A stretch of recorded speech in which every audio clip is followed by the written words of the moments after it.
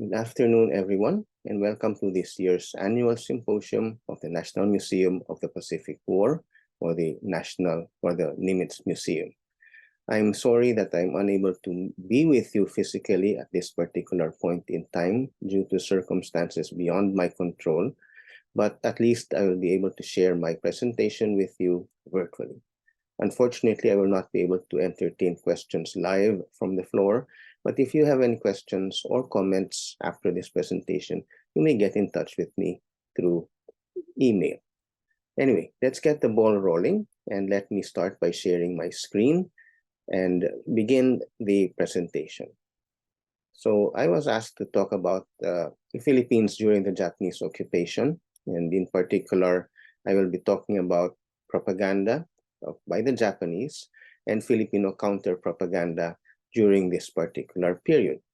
Now, during World War II, the Philippines was in an interesting state. We were partly independent. We were preparing for independence in 1946. The Philippines was what was called a Commonwealth, preparing for actual independence and largely autonomous with our own constitution, our own army, and an elected government. So it was this that the Japanese had to counter. The Japanese would have to win over a population that was basically for independence, that was very much in favor of defending the country. And it's this that the Japanese had to overcome. Now, the Japanese did have to take the Philippines for a number of reasons. Strategically, the Philippines was in the center of Southeast Asia, and therefore the Japanese needed the Philippines to secure their supply lines.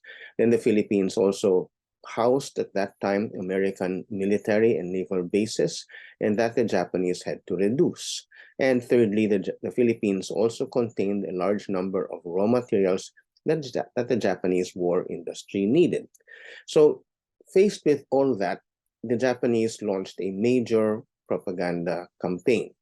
Now, during World War II, propaganda was used by all warring powers in World War II. They were basically to win the hearts and minds, to subvert the will to fight, and so forth. So whether it was in the Atlantic theater or the Pacific theater, propaganda was used by all the warring sides. This involved using printed materials, leaflets, handbills, posters, newspapers, magazines. There was massive use of radio and audio broadcasts. The use of cinema and theater was also maximized by all sides. And basically, this was to win over the people to one side, as well as to subvert their will to fight or their will to resist by demonizing the enemy while impressing upon the victims or the colonized people, the conquered peoples, the strength of the country or the forces that were distributing this propaganda. Then again, propaganda could be used to mobilize the people for defense and for production of armaments, food, and other materials that were very important in the war.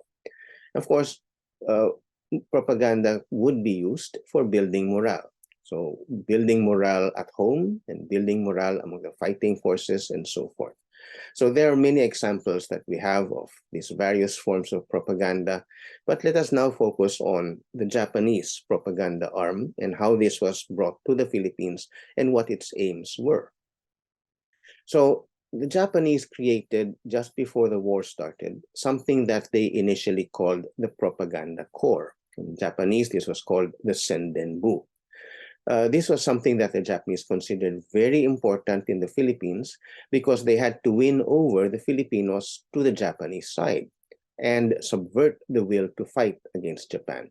So the Japanese Propaganda Corps was to win over the Filipinos from the American side to the Japanese side. So the Japanese propagandists would have to convince Filipinos of the righteousness of Japan's cause and the weakness of the American cause.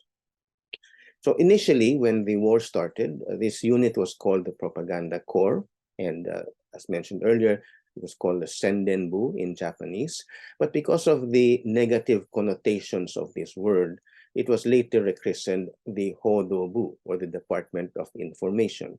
It was very obvious that as a propaganda corps, this was something that would be issuing all sorts of propaganda, and propaganda was not necessarily synonymous with the truth. So rechristening it as the Department of Information was something that was a little more palatable later on.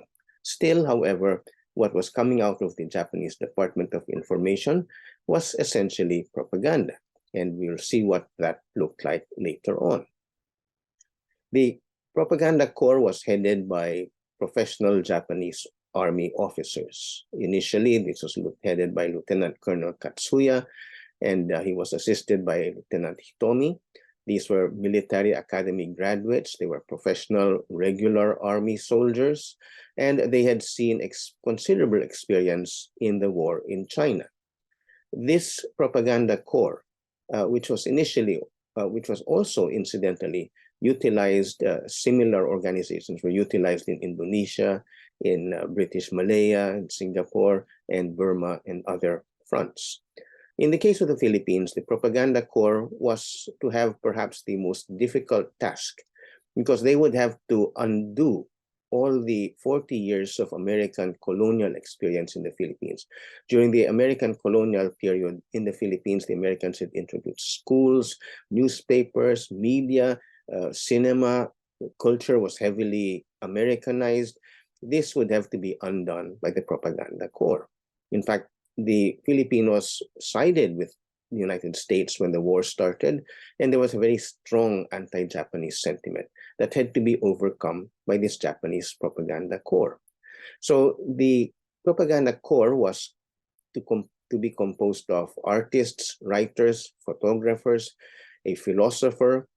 Many of them had actually seen service in China. Others were very well known in Japan. There were some very good artists who had already built a name for themselves before the war. There were musicians, there were composers, and they were all sent to the Philippines. These were the cream of the crop, in a sense, of Japan's cultural group.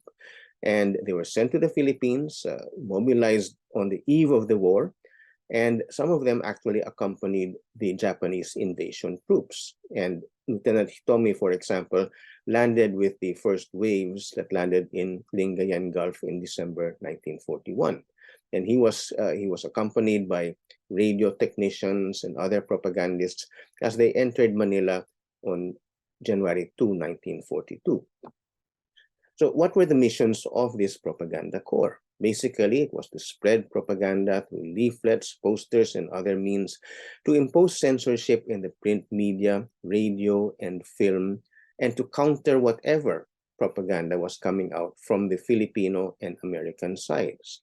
So leaflets, some of these leaflets had actually been produced already before the war, and when the war started, some of the residents of Manila and other cities in the Philippines reported that leaflets were dropped on the same day that they learned that Pearl Harbor had been bombed.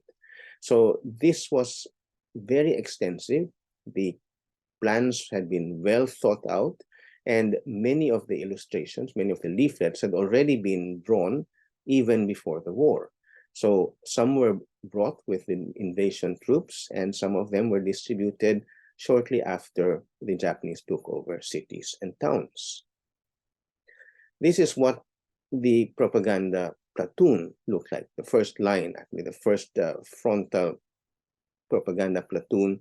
Lieutenant Hitomi is seen in the center here, seated, and he's seated with Italian residents of Manila. Of course, the Italians were part of the Axis, and so they were pro-Japanese. We see Japanese soldiers here who are providing security for the platoon, but you'd also see other civilian members, and these would be members of the propaganda corps. This was taken just one day after the occupation of Manila by the Japanese army. We see smoke from burning oil tanks in the background. So the propaganda corps was very quickly put to work. They teamed up with Filipinos that they could find, particularly Filipino nurses, service workers, social workers, and so forth, to try to distribute food and medicine and take care of Filipinos, to show that there was some degree or some semblance of peace and normalcy that had been restored. So on the left, upper left photograph, you see a truck with a speaker mounted on it, and the speaker is urging Filipinos to collaborate, to work with the Japanese. On the right bottom side, we see a photograph of a truck with Filipino nurses accompanied by a Japanese officer, calling on farmers to harvest their crops so that there would be no food shortage. But as mentioned, the propaganda corps would be very, very active, particularly in the field of issuing propaganda leaflets and trying to win over Filipinos to the Japanese side. So apart from the leaflets, the Japanese also used audio methods. In this particular case, we see a branch of the propaganda corps in the front lines in the Bataan Peninsula in the early part of the fighting, with loudspeakers, and the loudspeakers were directed at the Filipino soldiers in the front to try to change their minds and try to get them to surrender to the Japanese, broadcasting very sentimental music or even messages from the families at home. This would try to make Filipinos in the front line question whether they were actually doing the right thing and trying to persuade them to surrender to the Japanese forces. This was not very effective, although it did bring in a lot of sentimentality and homesickness to the Filipino soldiers in the front line. So the Japanese propaganda lines as a whole, if we are to look at the plans that they had evolved, they had plans long before the war, and they would modify these slightly as the war went on. During the first part of the war, the early phase of the war, the propaganda lines focused on encouraging Filipinos to collaborate with the Japanese, to surrender to the Japanese forces. It was not profitable to fight the Japanese. It was a waste of time. It was very destructive. And in order to encourage collaboration, the Japanese propaganda corps would show the Japanese as friends, and that the United States, Japan's enemy, that the United States would be an enemy of the Filipinos as well. So in doing this, the Japanese propaganda corps were to demonize the United States, show that they were selfish, they were capitalist, they had no real interest for the Philippines' future, and so forth. The propaganda corps was to dramatize the hopelessness of resistance by showing how strong the Japanese armed forces were, and then to show that the Japanese occupation was not really bad, that things had actually returned to normal. The Japanese would show that life in the occupied cities and towns had become just like they were before the war, that the Japanese were not monsters, the Japanese were restoring peace and order, and therefore, why fight? Go back to your homes, go back to your families, and join the Japanese in maintaining this secure way of life. When many of these propaganda lines did not work, then the Japanese turned to sex appeal, trying to show the soldiers that, you know, you're missing out on this, you're missing out on the human side of carnal desire, that women were out there waiting for you, and this is something that you could not get in the battlefront. And when life became more difficult in the front lines, as food became short and as the soldiers began to starve in the front lines, the Japanese resorted to food, showing how in the cities and the towns which were occupied by Japan, food was plentiful. And what are you fighting for when you can go back to your homes, surrender to the Japanese, and have your share of all this delicious food? So this is one of the first propaganda leaflets that is reported. This is reported to have been dropped on the first day of the war here in the Philippines, December 8, 1941. It is entitled Folks at Home, and the text, which is very heavy here, the text would tell the recipient that the real reason for the war was Japan was fighting against American selfishness. The Americans had taken over so much of the important facilities of the Philippines, And the old folks at home were left without any men. That the best young men were out in the front lines. Who was going to defend your folks at home from the American capitalists, from the American selfishness? And why fight a useless war when your own family is in peril at home? So another leaflet that came out very early, again, this is one of those that was prepared before the war, was something like this. This was text, simply a text leaflet. So it was written by the writers who were with the propaganda corps. It enjoins the Filipinos to join hands with the Japanese and to trust not the sly Americans. And now come to the Japanese side so we can protect the Philippines, our God-sent East or Asia.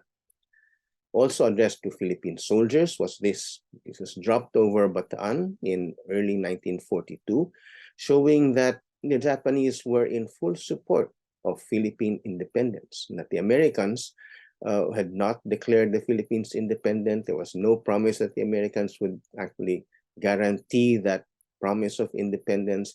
And so here was now Japan helping the Philippines win independence. The Philippine flag is shown flying here, and you have these Filipino soldiers now starting to fight against the Americans, saying, stop the war, listen to Japan, and this is going to ensure Philippine independence.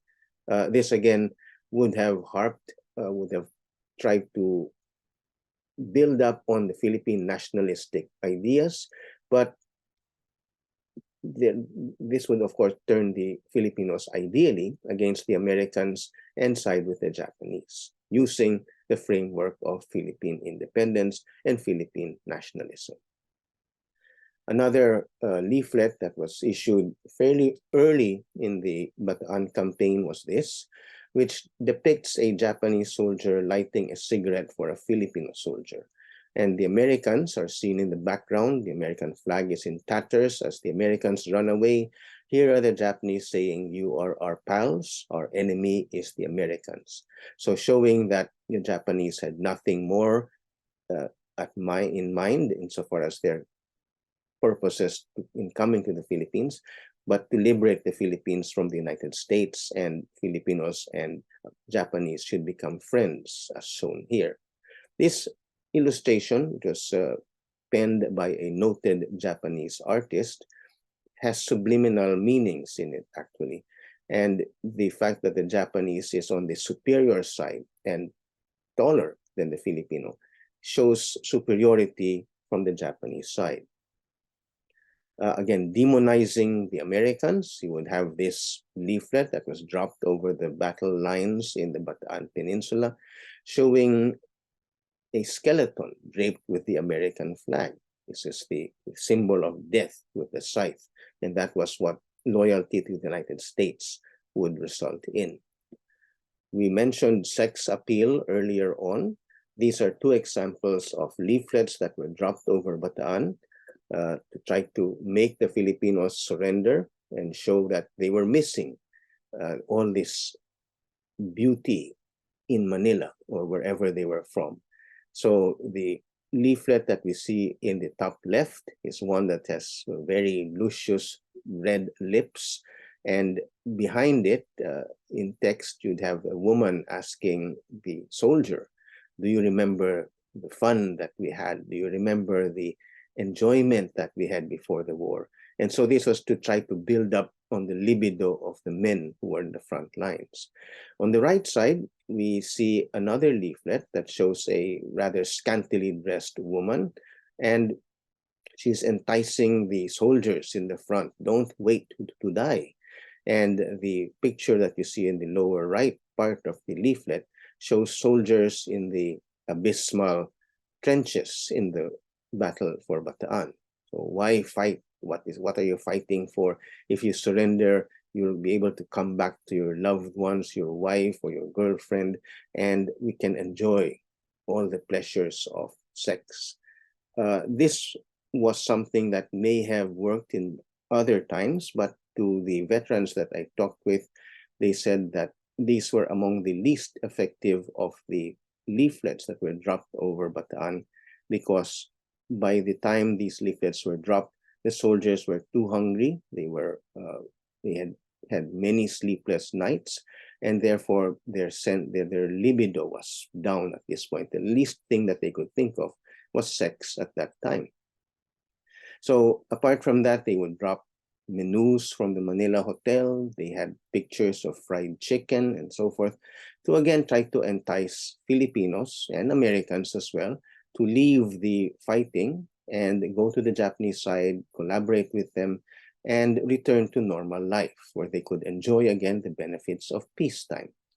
Now, we know that Bataan would surrender on April 9, 1942, and Corregidor surrendered little less than a month after that. So much of the Philippines, at least the major cities and the major towns, fell under Japanese occupation. And during the Japanese occupation proper, and this would include Manila, that was captured by the Japanese months before Corregidor fell. And so the Japanese would utilize their propaganda to win over Filipinos in the occupied areas. So one continuing line that was there from the beginning till the end of the war was to emphasize Japan's military might. This would be pictures of Japanese tanks, Japanese aircraft, war production, and so forth. And then the Japanese launched a military cultural campaign in which they would focus on the richness of Japanese culture, the Japanese language, Japanese cultural tradition, Japanese arts, which were much more developed than American cultural traditions. And apart from this, tying it up with the liberation of East Asia, Southeast Asia, and the creation of the Greater East Asia Co-Prosperity Sphere, you would have the propaganda corps also focusing on Philippine culture. The Japanese would emphasize the unity of all Asian countries, that this was a war being fought by Asians for the Asiatics. So this was the slogan was Asia for the Asiatics, and that the Japanese were creating what they called the Greater East Asia Co-Prosperity Sphere, where it would be free of white man domination, and this would be really an Asia for the Asiatics. Other posters and leaflets would be issued to help build the economy, encourage Filipinos to plant rice, to produce whatever they could, and to participate in rebuilding the economy, which had been shattered by the start of the war. And of course, collaboration with Japan. Collaboration with Japan was shown as being almost equal to fighting for independence, because the Japanese would be portrayed as being very sincerely interested in the attainment of Philippine independence.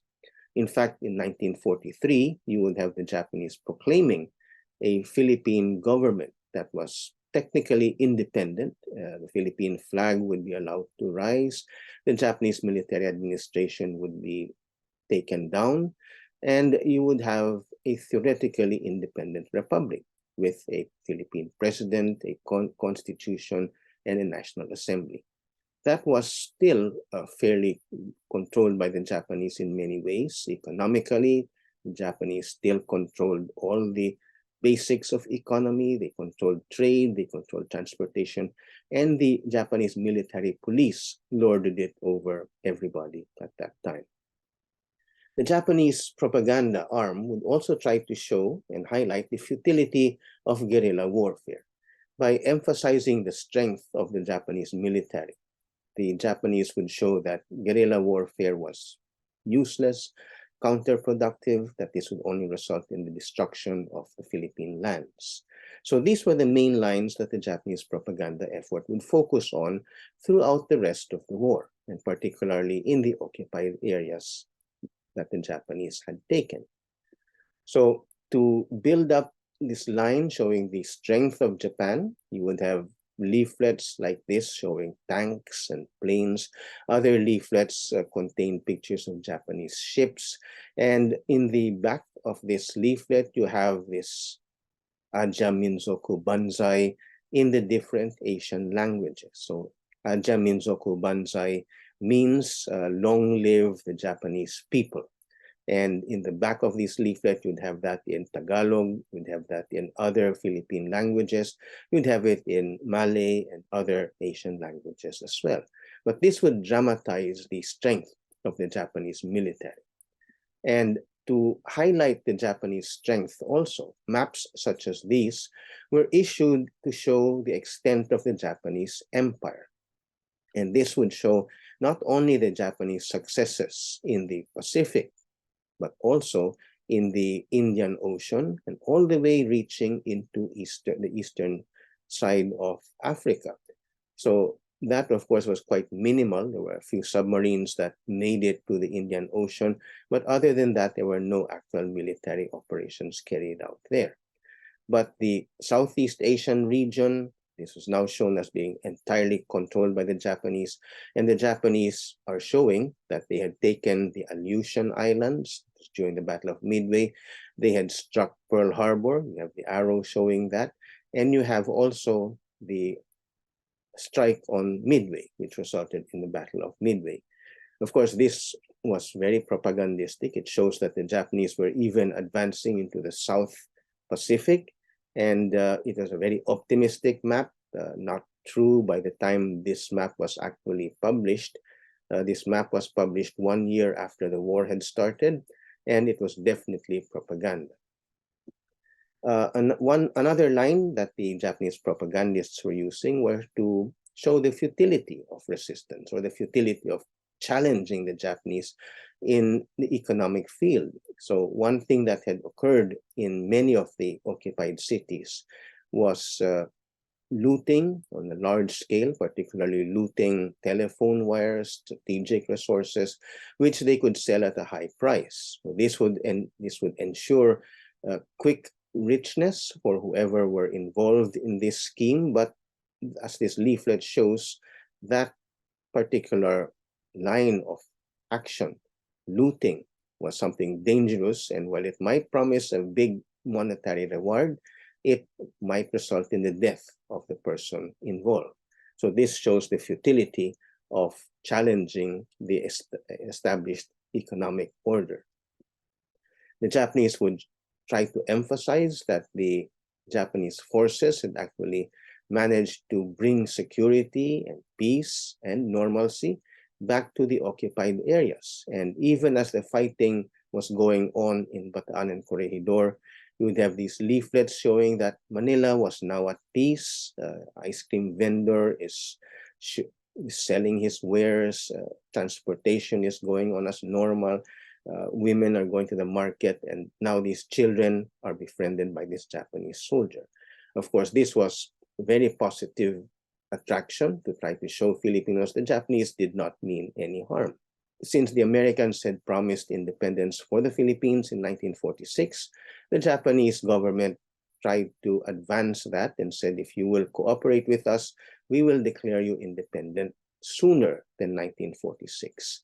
And to that end, you have the Prime Minister of Japan, Tojo Hideki, actually promising that in January 1942, repeating that in January 1943, and in May 1943, coming to Manila itself to reiterate that promise.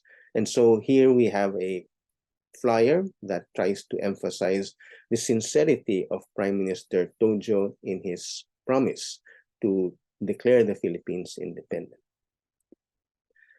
Naturally, amidst all of this, many Filipinos wanted to return to the pre-war order. The war period was a period of severe economic dislocation. It also meant a lot of evacuation from places from home. And therefore, what many Filipinos, or most Filipinos, were looking for was for the end of the war. And the war would end, obviously, with Japan's loss. And what was ringing in Filipinos' ears was MacArthur's promise that he had made in 1942 to return. So this was another big hurdle that the Japanese had to overcome, and that they had to overcome this, show that the Americans would not return, they would not have the strength. And so the Philippine Republic, which had been declared independent, at least technically, on paper, in 1943. Filipinos were encouraged to fight to defend the Philippine Republic. And again, to demonize the Americans. American soldiers and sailors were seen as a threat to the Philippines, that there was nothing that they would bring to the Philippines that would be constructive, and that therefore Filipinos should fight the return of the Americans. This particular leaflet shows the demonizing line of thought that the Japanese were trying to carry out, showing that American sailors, American gobs and doughboys, American sailors and soldiers love women, and that they would rape Filipino women once they came back on Philippine shores. This had been something that had occurred periodically before the war, and now if the American sailors and soldiers came back, this would only worsen the problem. The fact that by late 1944, you would have American aircraft carriers beginning to raid the Philippines, and in particular, even Manila in September of 1944. The Japanese propaganda arm went into high gear, they went into overdrive to show that the Americans, in launching these air raids on the Philippines and in the capital city, Manila, had only resulted in destruction. So here is a leaflet. There was a larger poster that was also issued at the same time, showing an angry Filipino whose home has been destroyed, his son has been killed by the Americans. So here the message is American challenged, the Philippines accepted, and the implication here is that Filipinos should fight the bloody Americans because they are only going to destroy the Philippine cities. In truth, this did not reflect Philippine sentiment at this time. And in fact, more Filipinos were dancing for joy when the American planes flew over any of the cities or towns. And even though some casualties were caused by these raids, you had most Filipinos enjoying the spectacle of Japanese ships and Japanese bases being bombed to smithereens. So this did not reflect reality. So the Japanese wanted to show, but it was totally the opposite of what Filipinos felt. This is a poster size item, which now showed that, again, the Americans represented only death and destruction. So Roosevelt is shown here as the world enemy number one. Again, houses and Filipinos were killed by the American indiscriminatory bombings and so forth. But again, this fell on deaf ears because most Filipinos were in fact looking forward to the return of the Americans.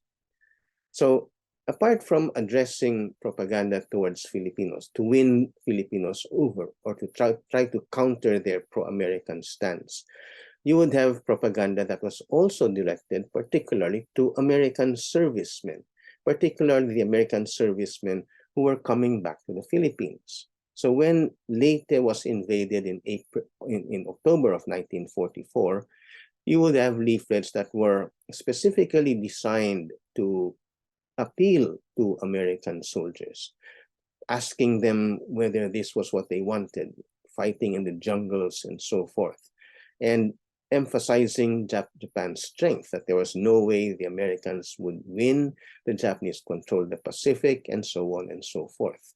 And then what were the soldiers fighting for anyway? Were they fighting for the war industries, the big-time capitalists in the United States? That was what this line of reasoning would be in these propaganda leaflets addressed at the American servicemen. So this leaflet was dropped over Leyte, showing that the American landings will fail, that the American soldiers were now going to pay the price. And here you have a emaciated skull, actually, of an American soldier. It was useless. The Japanese controlled everything. So farewell, American soldiers. This particular leaflet showed that the Japanese controlled the Pacific, and as the Americans came closer to the Philippines, the Japanese submarines, Japanese ships would cut the American supply lines that would link the American soldiers to the US sources of supply. The Japanese also used sex appeal. In this particular case, this is a Christmas card that was dropped in 1944 using the celebrated Vargas girls that were very popular at that time, showing that another Christmas away from home, and you have a very disappointed women longing for their men to come back home. So this again would try to bring that sex appeal to the American soldier in the front. This would allow American soldiers to question what they were fighting for. Were they being used as cannon fodder for the capitalists who now demanded red endlessly?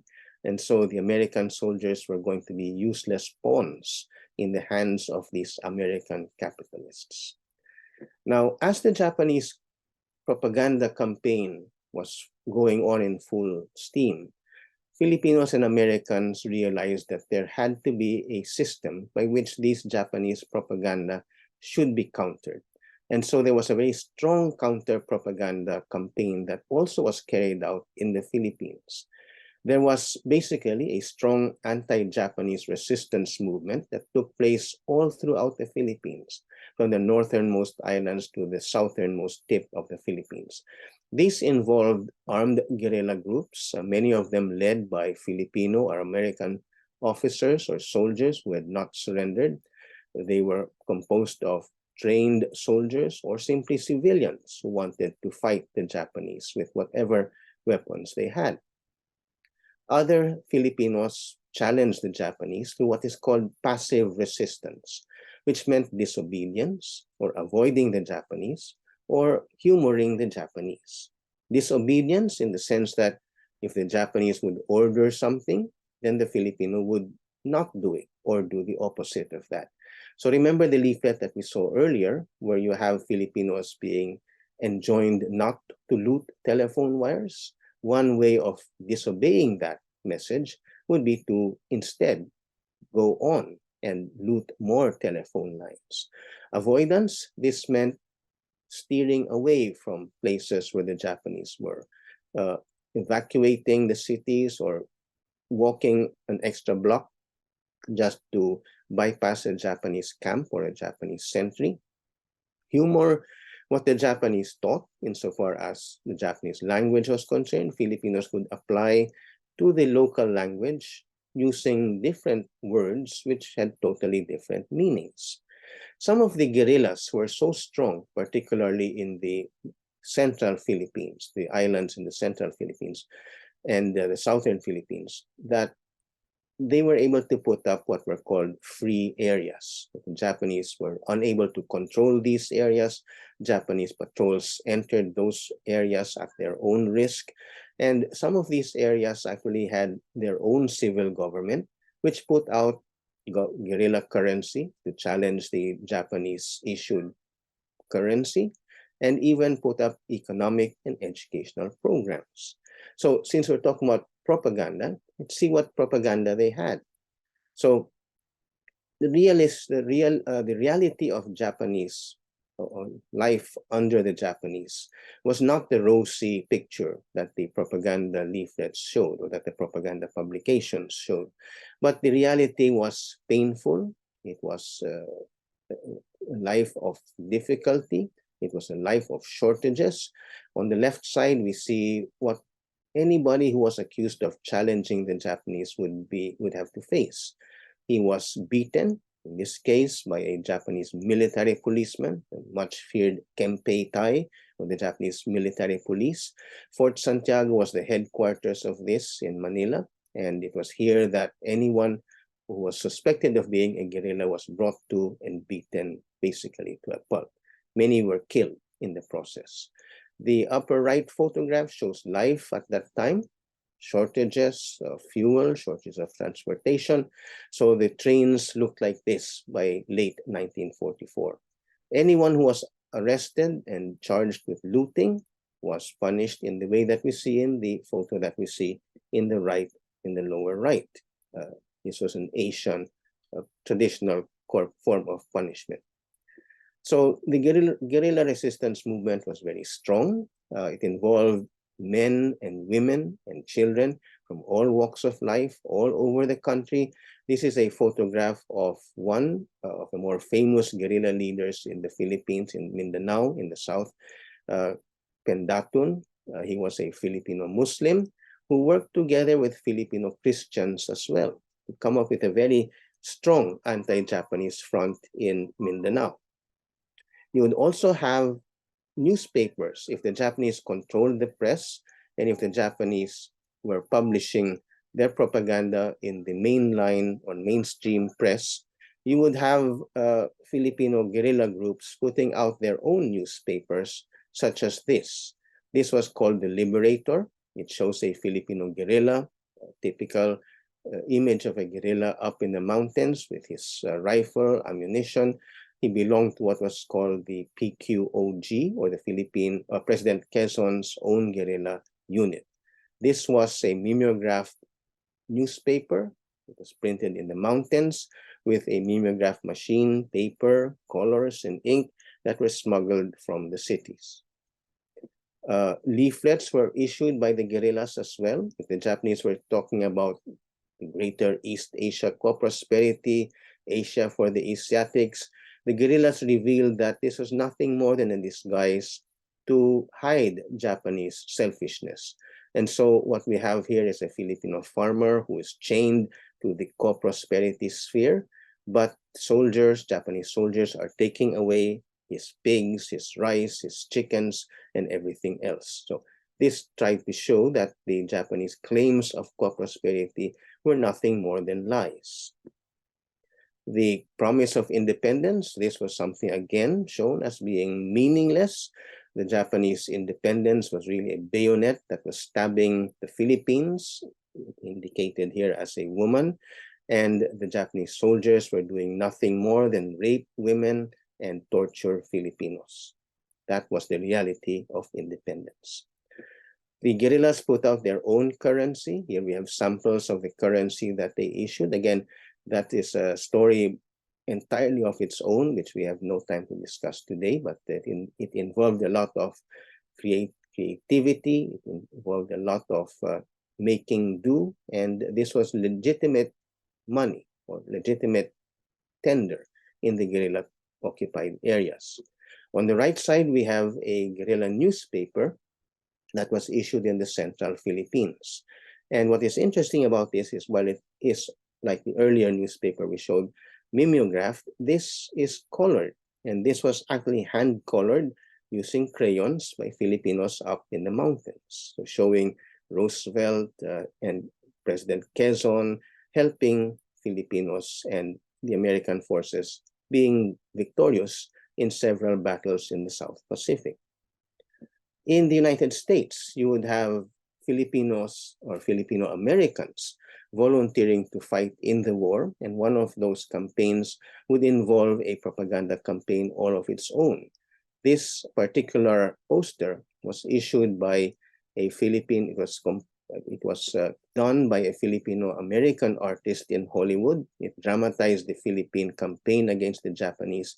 This was issued 1 year after Bataan fell to call to attention to the American public what the Filipinos were doing, and that this is a continuing struggle for freedom. You have him here holding the Philippine flag with the red side up, showing that this meant a state of war, ready to throw a grenade. So this tended to symbolize the Filipinos who were continuing to fight even under Japanese occupation. The guerrillas had their own currency. This was circulated in Mindanao. And one major tool that helped the guerrillas succeed were so-called guerrilla submarines. Operating from Australia, they would come to various parts of the Philippines, and you would have these submarines bringing with them weapons, equipment, food, other items that the guerrillas needed very badly. This was the USS Narwhal, built in the 1930s, one of the largest submarines in the United States Navy at that time. It was perfectly suited for these guerrilla supply missions because it could carry tons of these much needed supplies. The submarines carried weapons, ammunition, equipment, and everything else the guerrillas needed, but it also carried with them propaganda that was printed in Australia, propaganda that was directed by none other than General Douglas MacArthur. So among the items that were distributed by these submarines were a periodical, a very slick magazine called Free Philippines, always with MacArthur on the front cover. And then you had items like the circular item you see here on the right side. That is the back side of a mirror that could be used to signal American planes or ships. And on the back, as we see here, the flags of the United States and the Philippines, General Douglas MacArthur behind, and his immortal promise, I shall return. Cigarettes were distributed with the two flags and also the promise, I shall return. And on the right side, right of the cigarettes, we see a matchbook. So in the end, when we evaluate the propaganda campaign, the Japanese propaganda campaign was sophisticated. It was very well thought out. It involved some of their most important writers and painters and artists, but it eventually failed because it was not believable. It was not convincing. So the Japanese were using various means. They were using art, they were using catchphrases, they were using leaflets and posters, very well financed, very slick, but while they tried to appeal to certain aspects of Philippine desires, they tried to appeal to Philippine nationalism, the independence, quest for independence, and so forth. That again did not reflect the reality, and therefore that became its own weakness. It did not, what the propaganda campaign was showing was a dream world. It did not represent the reality of the world that Filipinos faced day to day. And so that was its own weakness. Very nice, honey-coated words, but they were not matched with actions that Filipinos saw outside. And it's that the guerrilla propaganda, much cruder as it was, struck a stronger nerve with Filipinos because it did represent what Filipinos wanted.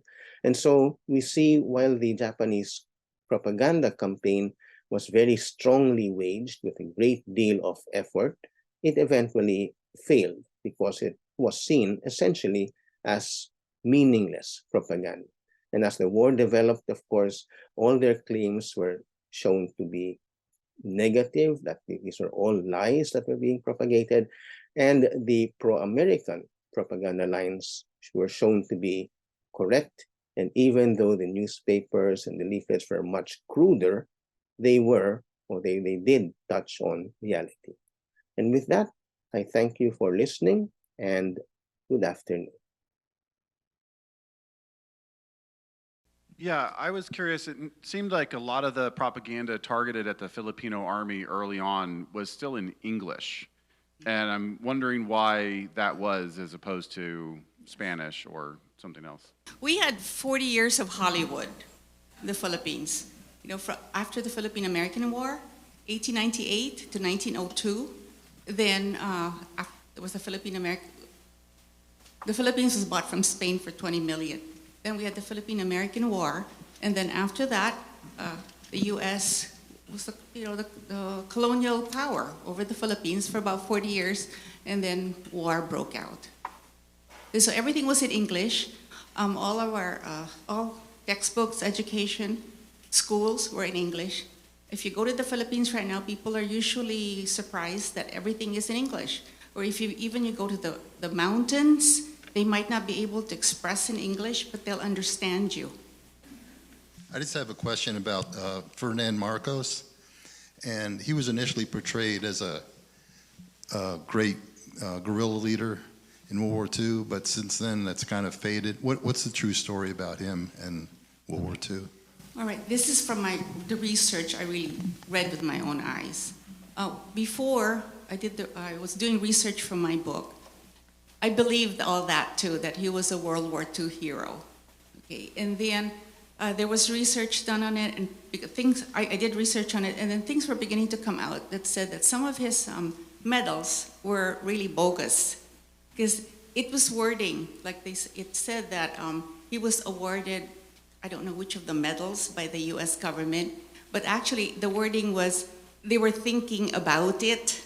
It wasn't really awarded.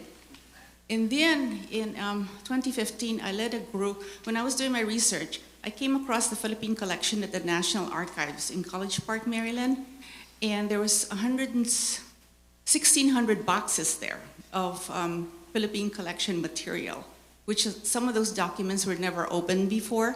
There was dirt, there was dried insects in some of them, and our hands were really dirty at the end of the day.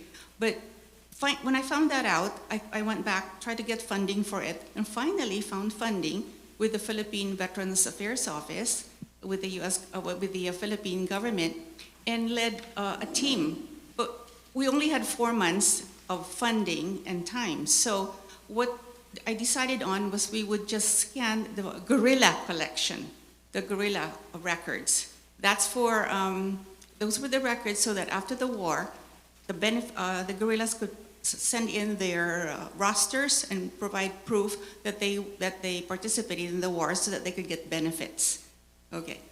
In the process, while we were scanning, inadvertently, I mean, I don't know if it was fate or what, but we scanned file 60. It's online on the website now, on the Philippine Vivao collection of Marcos. And it just showed there of what the, he had submitted rosters of the Maharlika group, which he said was part of his unit. But then when they actually looked into it, they did not approve it because the words, all I can remember was the words usurped, that he had taken some of the men's names from other groups and combined it to create his own unit.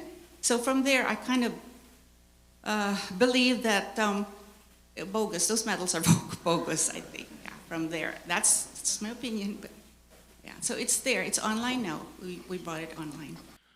Was there any knowledge at all in the Philippines at the start of the war about some of the atrocities the Japanese were committing in China and other areas, or was there no knowledge of that at all? Maybe there was some. All I know is that the President Quezon, who was the president at that time, he was very worried. I guess he was hearing information that they were coming right at the doorstep of the Philippines. And he even went to Japan to try to placate, do some negotiating, like this is not our war, leave us alone, things of that sort, which I think the US government was not happy about, that he went there. So I'm sure that there was something that they had heard about it. There was also heavy discussion with General MacArthur on how to create the Philippine Army, to strengthen the Philippine Army to defend the Philippines. Could you address Kalibapi and or Saya Pilnip's participation in the Info War? What angles would leaders like Aquino Sr. and Vargas have in the Info War?